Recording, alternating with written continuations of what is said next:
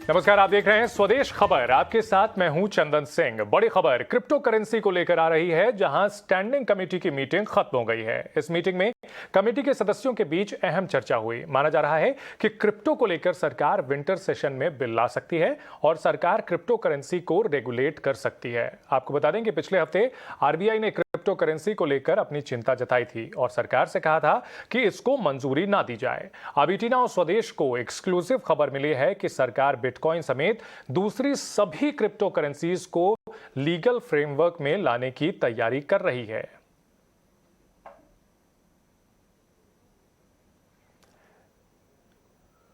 Crypto currency जिसमें निवेश लगातार बढ़ता जा रहा है, खासतौर पर युवा वर्ग में क्रिप्टो करेंसी को लेकर के काफी उत्साह देखा जा रहा है और इसको लेकर के काफी ज्यादा विज्ञापन भी आ रहे हैं और इन विज्ञापनों को लेकर आरबीआई ने भी नाखुशी जताई। साथ ही साथ ये भी कहा था कि देश की आर्थिक स्थिरता के लिए क्रिप्टो करेंसी सही नहीं है और ऐसे में अब सरकार इसे दायरे में ला सकती है, लीगल फ्रेमवर्क में ला सकती है और ऐसे में अगले सत्र में, जो कि संसद का शीतकालीन सत्र होगा, इसमें बिल लाया जा सकता है।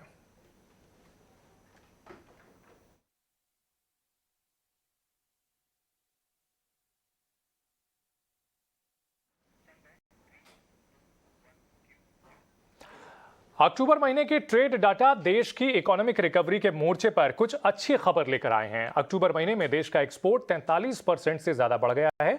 जेम्स एंड ज्वेलरी एक्सपोर्ट में 44% से ज्यादा और इंजीनियरिंग गुड्स के एक्सपोर्ट में 50% से ज्यादा की बढ़ोतरी हो गई है। हालांकि व्यापार घाटे के आंकड़े थोड़े परेशान करने वाले जरूर हैं। पिछले साल अक्टूबर के मुकाबले इस साल अक्टूबर में व्यापार घाटा बढ़कर 1973 करोड़ डॉलर पर पहुंच गया है। पिछले साल अक्टूबर में ये 915 करोड़ डॉलर था।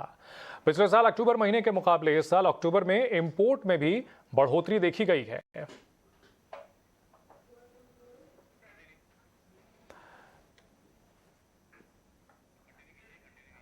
और दिवाली खत्म होते ही दिल्ली धुएं के गुबार में फंस गई है। यहां प्रदूषण ने सांसों पर संकट पैदा कर दिया है। राजधानी दिल्ली ही नहीं, आसपास के शहरों में भी दम घोट रहे प्रदूषण ने हालत खराब कर दी है। आपको हम अलग अलग तस्वीरें दिखाते हैं जो बता रही हैं कि दिल्ली एनसीआर में किस तरह के हालात हैं। ये तस्वीरें उसकी बानगी भर हैं। पहली तस्वीर गाजियाबाद के नेशनल हाईवे की है, जहां धुंध की चादर फैली हुई है। दूसरी तस्वीर है दिल्ली की, जहां कुतुब मीनार और आसपास का इलाका प्रदूषण की चपेट में है। और तीसरी तस्वीर है गुरुग्राम के सिग्नेचर चौक की, जहां हालात बेहद खराब हैं।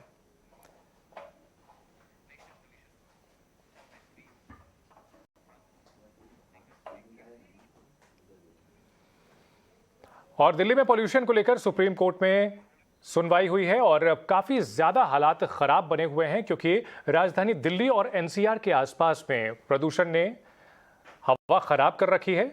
सुप्रीम कोर्ट ने इस मामले में सुनवाई की और फटकार भी लगाई है दिल्ली सरकार को। साथ ही साथ इस मामले में केंद्र सरकार से भी कहा है कि वो कदम उठाए, राज्यों के बीच समन्वय स्थापित करे।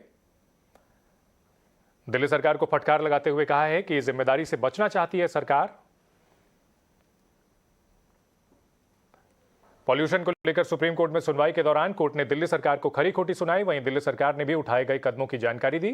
कोर्ट ने कहा कि दिल्ली में वायु प्रदूषण कम करने के लिए जिस तरह के प्रभावी कदम उठाने की जरूरत थी, वैसे उपाय नहीं किए गए। दिल्ली की सरकार अपनी जिम्मेदारी से बचना चाहती है और प्रदूषण के लिए एमसीडी और दूसरी एजेंसियों को कसूरवार ठहराना चाहती है। सुप्रीम कोर्ट ने वायु प्रदूषण पर केंद्र सरकार से मंगलवार को आपात बैठक बुलाने के लिए कहा है।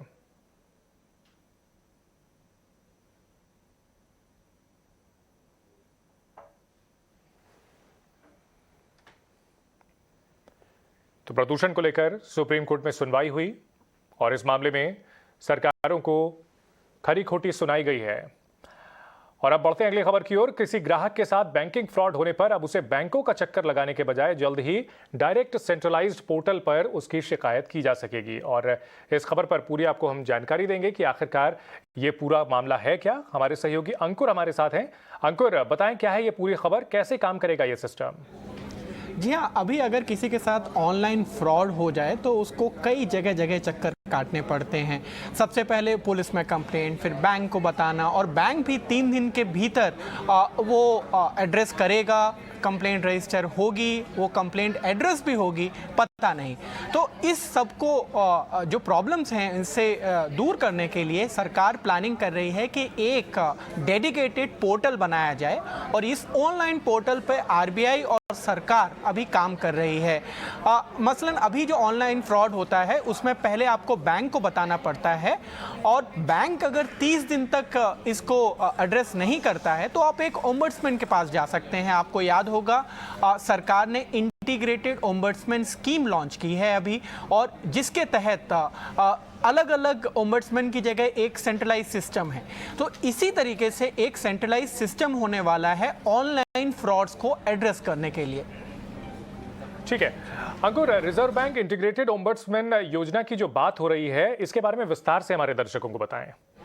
जी हाँ, पहले जो था, जो ओम्बड्समैन का एड्रेसल सिस्टम था वो ऐसा था कि रीजन वाइज बटा हुआ था, और इसके लिए ज़रूरी ये भी था कि अगर आपका चेन्नई में प्रॉब्लम्स है तो वहाँ का ओम्बड्समैन देखेगा, चंडीगढ़ में है तो वहाँ का देखेगा। लेकिन अब सरकार का कहना है कि वो एक सेंट्रलाइज सिस्टम बना रहा है, और जिसके तहत इंटीग्रेटेड ओम्बड्समैन स्कीम बनाई गई है। आप एक ईमेल से, एक एड्रेस से, या फिर एक पोर्टल से आप जो अपनी कंप्लेंट है वो रजिस्टर कर सकते हैं। और अभी तो ये 3 ही माध्यम है। आगे जाके जो आरबीआई की योजना ये है कि सोशल मीडिया के जरिए भी कंप्लेंट्स आप रजिस्टर कर सकते हैं।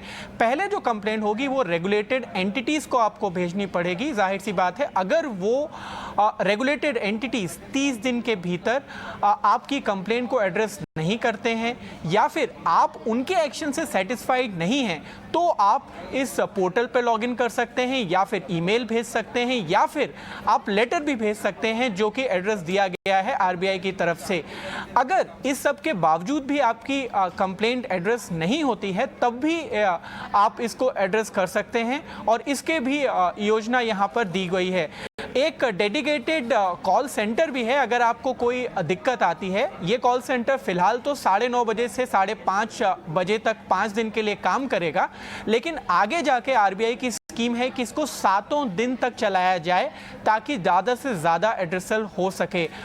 जो आइडिया है वो ये है कि इंटीग्रेटेड सिस्टम की वजह से जो अभी टाइम लगता है कंप्लेंट को एड्रेस करने में, करीब 56 से 60 दिन का, उसको घटाकर आगे 30 दिन तक करने की योजना है। और विश्व में कहीं भी ऐसी टाइम बाउंड सिस्टम नहीं है, लेकिन आरबीआई कोशिश कर रही है कि ये 30 डेज का टाइम पीरियड किया जाए।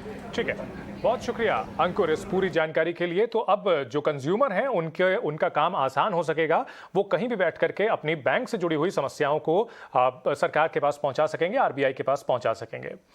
बढ़ते हैं अगली खबर की ओर। क्रिप्टो करेंसी को लेकर बड़ी खबर, स्टैंडिंग कमेटी की मीटिंग खत्म हो गई है और इस पर ज्यादा जानकारी के साथ हमारे सहयोगी समीर हमारे साथ जुड़ रहे हैं। समीर, सरकार अब रेगुलेट करने की ओर आगे बढ़ रही है, ये लगभग तय माना जा रहा है, आपके पास क्या जानकारी है? जी बिल्कुल, क्रिप्टो करेंसी पर पार्लियामेंट में स्टैंडिंग कमेटी की ये अहम बैठक करीब 2.5 घंटे चली। ये बैठक अब खत्म हो चुकी है, लेकिन मोटे मोटे तौर पे सरकार इस बात को लेकर के सहमत है कि अभी तक जो इससे पहले हमने देखा था कि क्रिप्टो करेंसी पर बैन लगाने के लिए या रोक लगाने के लिए जो रुख बना हुआ था सरकार का, इस वक्त उससे ठीक उलट रुख है। सरकार ने ये साफ तौर पे किया है कि क्रिप्टो करेंसी को रेगुलेट करने की आवश्यकता है, और इसी तरफ चर्चा भी हुई थी बैठक में। दूसरी अहम बात यह कि सरकार ने साफ किया, जो तमाम स्टेक होल्डर्स के लोग मौजूद थे उनके सामने, कि क्रिप्टो करेंसी को लेकर के जो भ्रामक विज्ञापन है या जो ओवर प्रॉमिसिंग एडवर्टाइजमेंट इस वक्त दिखाए जाते हैं, इसको लेकर के चिंता जताई है।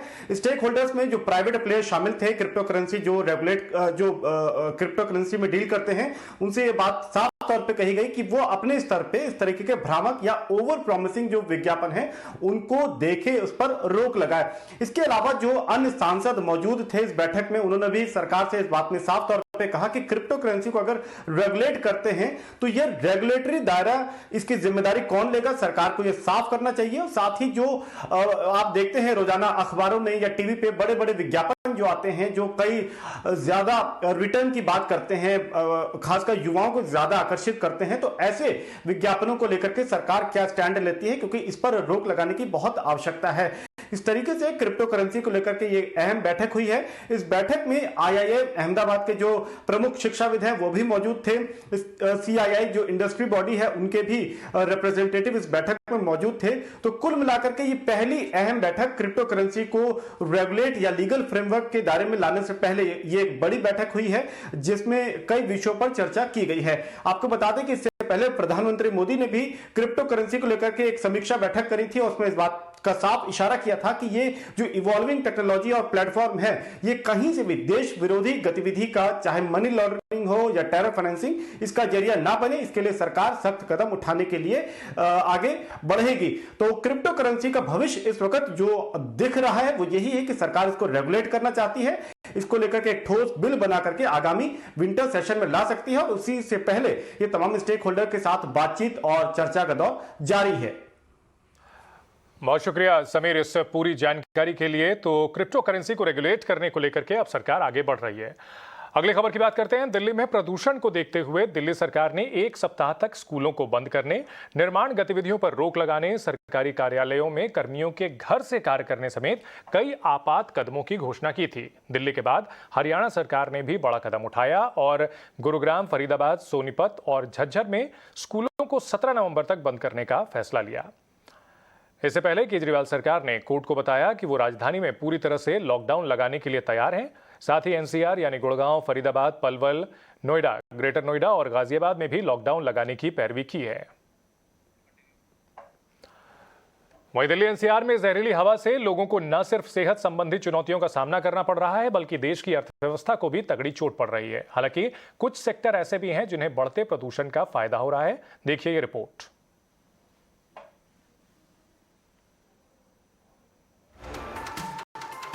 दिल्ली NCR की प्रदूषित हवा न सिर्फ लोगों की रगों में जहर घोल रही है बल्कि ये कोरोना के बाद रिकवरी कर रही इकोनॉमी को भी बीमार कर सकती है। दिल्ली की केजरीवाल सरकार ने सुप्रीम कोर्ट से कहा है कि वायु प्रदूषण को काबू करने के लिए केवल दिल्ली ही नहीं पूरे NCR रीजन यानी नोएडा, गाजियाबाद, गुरुग्राम और फरीदाबाद में लॉकडाउन लगाना बेहद जरूरी है। अगर लॉकडाउन लगाया गया तो पूरे उत्तर भारत की अर्थव्यवस्था को तगड़ी चोट पड़ सकती है। लॉकडाउन लगने से पहले ही प्रदूषण की वजह से कई सेक्टर बुरी तरह प्रभावित हो चुके हैं, जिनमें tourism, construction, retail, aviation, real estate और इंश्योरेंस शामिल हैं। इन सेक्टर में काम कर रहे लोगों के सामने रोजी रोटी का संकट खड़ा हो गया है। परेशानी सारी है, काम धंधा नहीं है तो रोटी कहाँ से खाएंगे? हम क्या खाएंगे? दे रहे हैं हम परदेश में काम के लिए आए हैं, नहीं मिल रहा खाने के लिए तो कहाँ जाएंगे? ये काम बंद हो गया, अब 3 दिन छुट्टी हो गई है, किराया नहीं, भाड़ा नहीं, कुछ नहीं।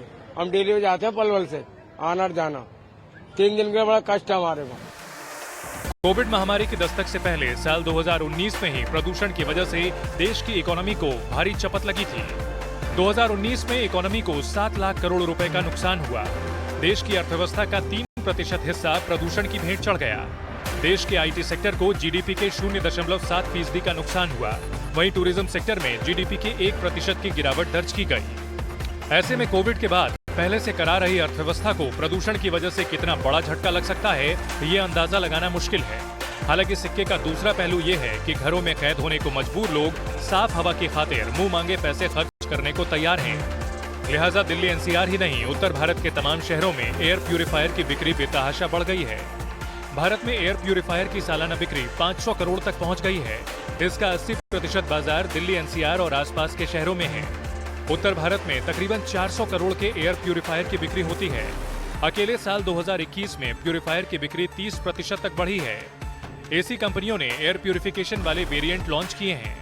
भले ही एकाध सेक्टर को बढ़ते प्रदूषण से फायदा पहुंच रहा हो, लेकिन अगर आने वाले दिनों में हालात नहीं सुधरे और लॉकडाउन लगाने की नौबत आई तो प्रदूषण और लॉकडाउन की घातक जुगलबंदी इकोनॉमी की हालत खराब कर सकती है। ET नाउ स्वदेश। वहीं इस मामले पर दिल्ली सरकार के पर्यावरण मंत्री गोपाल राय ने कहा कि उनका एक्शन प्लान तैयार है, जिसका जल्द ही असर दिखेगा। पिछले 10 दिनों से प्रदूषण की स्थिति में काफ़ी परिवर्तन हुआ है और इसलिए दिल्ली सरकार अपने स्तर पे जो प्रयास है वो कर रही है और उसको लेकर के जैसे अभी आज से दिल्ली के अंदर सभी स्कूल, कॉलेज, संस्थान बंद कर दिए गए हैं। दिल्ली के अंदर सभी कंस्ट्रक्शन कार्य जो हैं वो सारे बंद कर दिए गए। दिल्ली के अंदर सरकारी दफ्तर में जो कर्मचारी अधिकारी हैं वो वर्क फ्रॉम होम कर दिए गए, तो सभी पहलुओं पर सरकार काम कर रही है।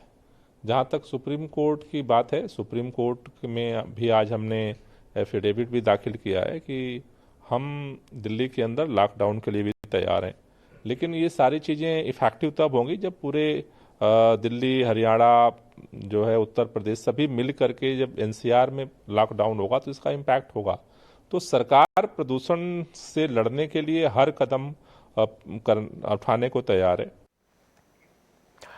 लगातार बढ़ते वायु प्रदूषण ने एक बार फिर राज्य सरकारों की नींद उड़ा दी है। राष्ट्रीय राजधानी दिल्ली में तो हालात बेहद खराब हो चुके हैं। इसके साथ ही लगातार बढ़ते वायु प्रदूषण का असर अस्पतालों में साफ देखने को मिल रहा है, जहां रोजाना मरीजों की संख्या में इजाफा होता जा रहा है। देखिए रिपोर्ट।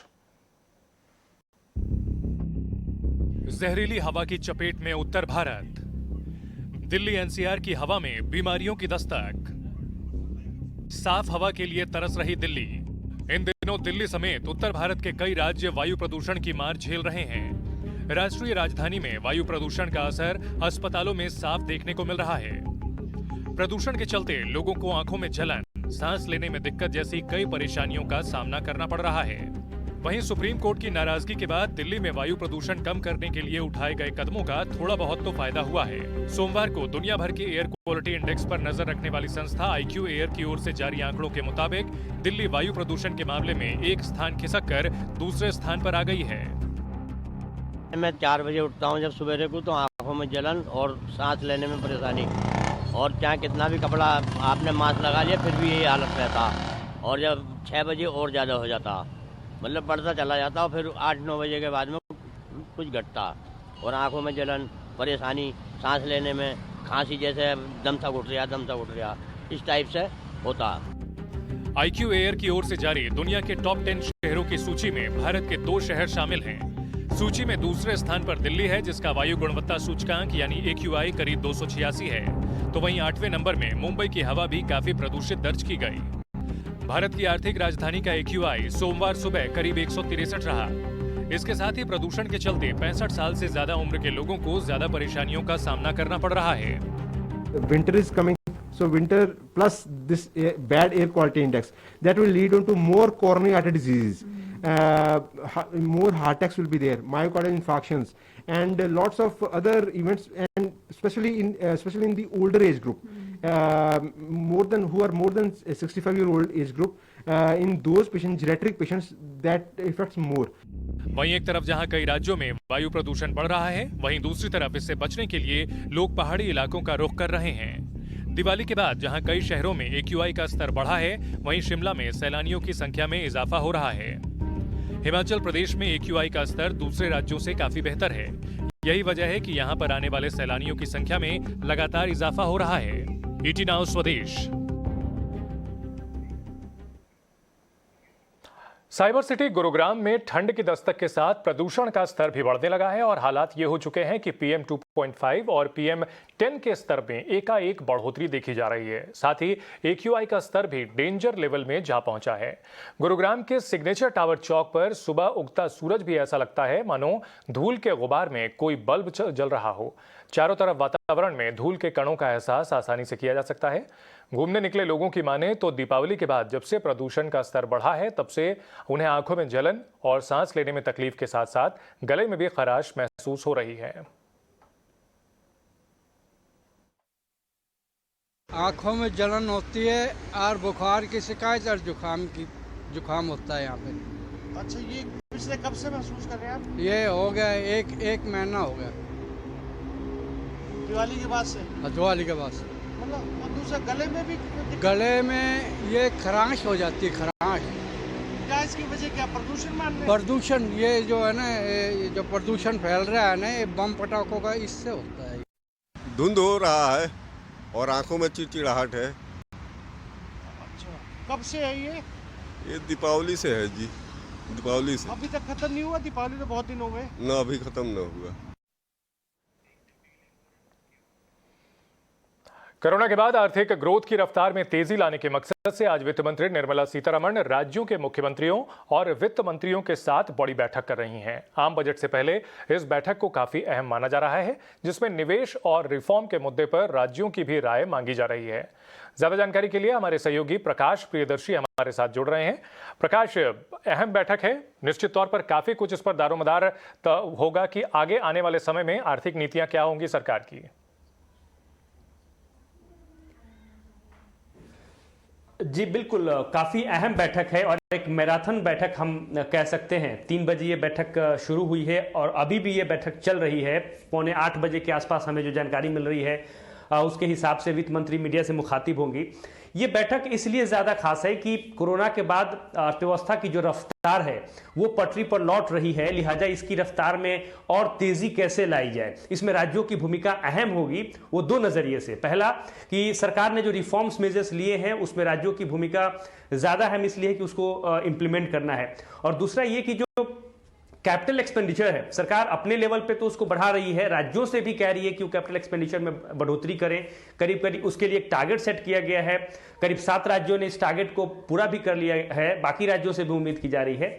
और इसके अलावा प्राइवेट इन्वेस्टमेंट, वो डोमेस्टिक भी हो या फिर फॉरेन इन्वेस्टमेंट हो, उसके रास्ते में क्या रुकावटें आ रही हैं उसको दूर करने पर सरकार फोकस कर रही है।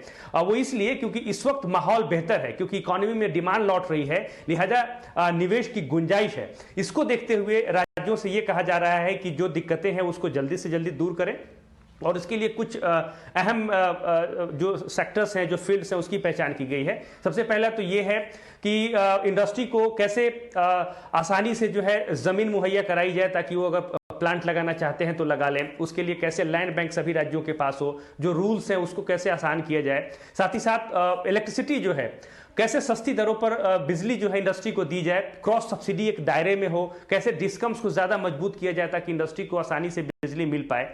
और इसके अलावा वाटर सप्लाई और दूसरी जो रिक्वायरमेंट्स है, रेगुलेटरी रिक्वायरमेंट्स जो है राज्यों की, उसको कैसे आसान बनाया जाए ताकि उनके यहाँ निवेश आए।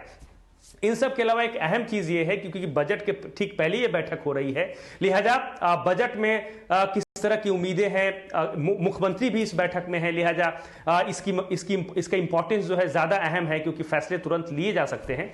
इन तमाम मसलों पर यह चर्चा हो रही है, बैठक हो रही है, और उम्मीद ये की जा रही है कि कोई ना कोई इस पर एक ठोस सहमति बनेगी राज्यों के बीच में कि कैसे वो यहाँ से आगे बढ़ेंगे और किस तरीके से इकोनॉमी को और तेजी से यहाँ पर रफ्तार दी जाएगी। कौन कौन से जो फैसले सरकार ने, जैसे एग्जांपल के तौर पे पीएम गति शक्ति को ले लीजिए, ये तमाम ऐसे मसले हैं जिस पर राज्यों की भूमिका अहम होगी। और उसके बाद जो है इस पर आज एक शाम करीब 7:45 बजे की बैठक है। आप इस खबर पर नजर बनाए रखें प्रकाश, आपसे हम आगे भी जानकारी लेते रहेंगे। बहुत शुक्रिया इस पूरी जानकारी के लिए। बढ़ते हैं अगली खबर की ओर। भारतीय बाजार आज अच्छी तेजी के साथ खुले, लेकिन बंद होते होते बाजार ने अपनी सारी बढ़त गंवा दी। सेंसेक्स और निफ्टी अंत में बिल्कुल फ्लैट बंद हुए हैं। मार्केट का पूरा हाल बताने के लिए हमारे साथ जुड़ रहे हैं डिम्पी कालरा। डिम्पी, आज मार्केट में क्या उतार चढ़ाव देखने को मिला है? आज बाजार पूरी तरह से एक दायरे में ही ट्रेड करता हुआ दिखा। 18,000 के इर्द गिर्द, 18,100 के इर्द गिर्द ही बाजार आज निफ्टी पे रहा। और जहां तक निफ्टी बैंक का सवाल है, निफ्टी बैंक कोशिश कर रहा था आगे आज किसी तरह से 38,500 550 की रेंज को ब्रेक करके क्लोज कर जाए। खैर, आज के इस पूरे बाजार के अंदर एडवांस डिक्लाइन जहां पे 1200 शेयर नेगेटिव थे, सिर्फ 600 शेयर बढ़कर कामकाज कर रहे थे। उसमें जो सेक्टर्स अच्छे चले या जो सेगमेंट्स अच्छे चले वो था हॉस्पिटल एंड फार्मास्यूटिकल्स। आज हॉस्पिटल के शेयर्स अच्छे थे, तीनों के तीनों मैक्स हों, अपोलो हॉस्पिटल्स के तो खैर नंबर ही आए थे। फोर्टिस भी आज जोरदार मजबूती के साथ चला। इसके अलावा डायग्नोस्टिक से जुड़ी हुई कंपनियां जैसे डॉक्टर लाल पैथ है या फिर शेल्बी है या फिर इसके अलावा कुछ और शेयर्स हैं जैसे कि मेट्रोपॉलिसिस, ये शेयर भी आज बेहतरीन बंद हुए हैं। आज मेटल्स का दिन नहीं था। आज मेटल्स के ज़्यादातर बड़े शेयर्स जिसमें टाटा स्टील, हिंडाल्को, जिंदल स्टील जैसे शेयर शामिल थे, सब के सब टूटे और उसने मेटल इंडेक्स को भी आज कमज़ोर कर दिया। कुल मिला के आज सेक्टोरल चर्निंग के हिसाब से तो आज बाजार के अंदर हॉस्पिटल और फार्मा का दिन था और जो नेगेटिव था वो मेटल्स के लिए था। अब आगे बढ़ते हैं, आईपीओ मार्केट्स की तरफ बढ़ते हैं। आज सिगाची का आईपीओ लिस्ट हुआ, मार्केट के अंदर जोरदार प्रीमियम मिला 270% से कहीं ज़्यादा का। एसजीएस एंटरप्राइजेस की फ्लैट लिस्टिंग से हुआ और उसने करीब 6% डाउन क्लोजिंग दी है। पीबी फिनटेक जो कि पैसा बाजार और पॉलिसी बाजार .com से जुड़ी हुई कंपनी, उसने 22% का एक अच्छा रिटर्न दिया। अब आते हैं आज के कुछ एक अहम खबरों पर। जैसे भारतीय एयरटेल ने अपना ESG पैनल बनाया जिसके बेसिस पर अब फंडिंग हुआ करेगी। मैक्स वेंचर्स ये कह रहा है कि 51% स्पेशलिटी फिल्म बिजनेस के अंदर वो हिस्सेदारी बेचनी चाहती है। डिक्सन टेक्नोलॉजी में है कि वो BSH के साथ ऑटोमेटिक वॉशिंग मशीन के लिए एक उन्होंने करार किया। ऐसे कुछ एक न्यूज़ आज मार्केट्स खुलने के बाद आती हुई दिखी हैं। अब आते हैं मार्केट्स के आज के गेनर्स कौन कौन से बने हैं। मार्केट के आज के टॉप गेनर्स थे पावर ग्रिड। मार्केट का टॉप गेनर में आज सिप्ला, ITC ये कुछ एक शेयर्स थे जो आज अच्छे चले हैं। UPL भी एक और शेयर है जो कि आज अच्छा चलता हुआ दिखा। निफ्टी के आज के लूजर्स जो आज नहीं चला वो था कोल इंडिया। जैसे मैंने आपको बताया कि स्टील कंपनीज में से टाटा स्टील ने आज काफ़ी नुकसान पहुंचाया, हिंडाल्को ने नुकसान पहुंचाया, और एक ऑटो स्पेस की एक और कंपनी है, थोड़ा कमर्शियल भी है और नॉन कमर्शियल में भी है, वो है आइशर मोटर्स। आज ये भी नहीं चल पाया। मिड कैप कैटेगरी में आज लॉरस लैब का दिन शॉर्ट कवरिंग का था। आज 5 से 6% की मजबूती इसमें दिखी। फोर्टिस में भी शॉर्ट कवरिंग हुई है। IRCTC के अंदर भी खबर ये आई कि अब ट्रेनें नियमित रूप से चल पाएंगी, किसी तरह का स्पेशल टैग अब उन पर नहीं लगेगा और सारी की सारी ट्रेन फुल फ्लैज हो गई हैं। तो IRCTC ने आज 5-6% की मजबूती दिखाई।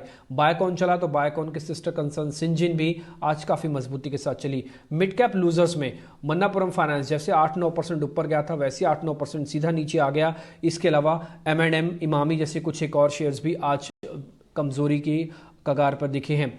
अब अगर आप कुछ और सेक्टर के हिसाब से देख रहे हैं या फिर इंडेक्स के गेनर्स के हिसाब से देख रहे हैं तो इंडेक्स गेनर्स में आप फार्मास्यूटिकल्स चला जिसमें लीडरशिप थी ग्रैंड फार्मा के पास, और इसके अलावा बायोकॉन के पास। FMCG आज चला तो उसमें रेडिको खैतान के पास आज लीडरशिप थी। आज ITC भी अच्छा चला है। इसके अलावा IT के अंदर कुछ मिड कैप कंपनी जैसे एम्फेसिस है, कफोर्ज है, ये अच्छी चली हैं। लेकिन इसके अलावा जहाँ पे नुकसान आज था मेटल्स में, उसमें टाटा स्टील, हिंडाल्को ने काफ़ी नुकसान पहुँचाया। ऑटोस में अमर राजा बैटरी का स्ट्रक्चरल ब्रेकडाउन होने की हो सकता है तैयारी हो जाए, आज तो वीक था। बॉश इंस्पायर्ड ऑफ दिस की ये एयर प्योरीफायर बनाता है, उसके बावजूद भी आज ये चला नहीं। निफ्टी बैंक आज पूरी तरह से रेंज या फिर नेगेटिव ही हो गया। SBI ने आज कोई हेल्प नहीं की। IDFC और RBI बैंक जैसे वीक बैंक आज कमजोर बंद हुए। तो कुल मिला के मार्केट आज ठहराव का है। इंडिया विक्स, PCR और मार्केट का आज का डेरिवेटिव डाटा ये कहता है कि आज का दिन बाजार को छोड़ के जाइए। कल जैसे ग्लोबल मार्केट के संकेत मिलेंगे बाजार वैसे ही ट्रेंडिंग होता जाएगा। और ये हफ्ता थोड़ा छोटा भी है, शुक्रवार को बाजार की छुट्टी है। बहुत शुक्रिया डिम्पी इस पूरी जानकारी के लिए। स्वदेश खबर में फिलहाल इतना ही। आप बने रहिए ET नाउ स्वदेश के साथ।